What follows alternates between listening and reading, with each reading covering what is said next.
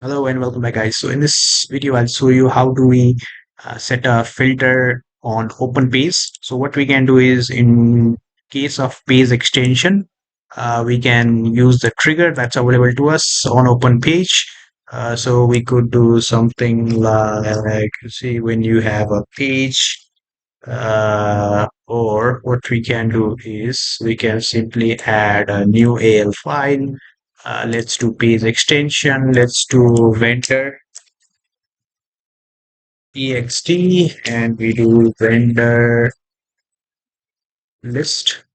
So after that, we can simply do finish and then the page extension is there.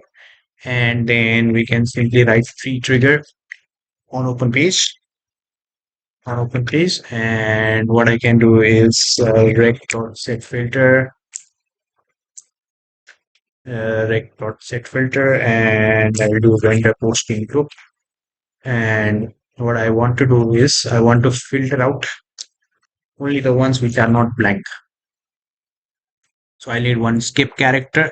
So the blank is two of them, but I need to skip it out. So that's why I could do this as well. Or what I could do is I could do positive one, and then this thing will also work. But I prefer to do it this way. So just following the best practices out there.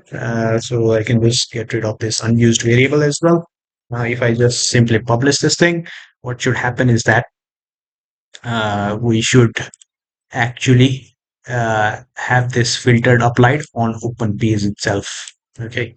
So since my page is opening up, let's go to vendor, vendors,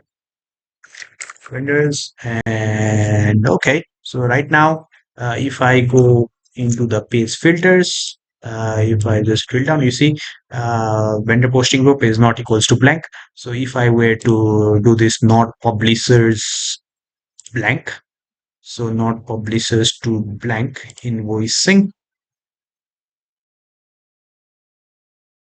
and if I do so more, and it should be not blank, right? So vendor posting group is domestic.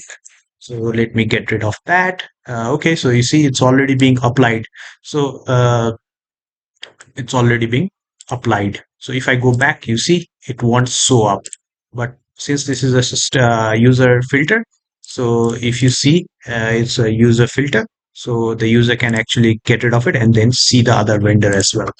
So if I were to go into that vendor and add it again, then the user should basically be able to see it. Okay, so still one of the vendor is not being shown, but you get the concept of it, right? So in on open page, you could apply a lot of filters, like where you can see only the active vendors, where the user have so sometimes it might be like the user might have created a new vendor and then they must have forgotten to let's say put in the posting group and all, and then you don't want the users making entry to that vendor ledger entry to that particular vendor, so you could skip it out.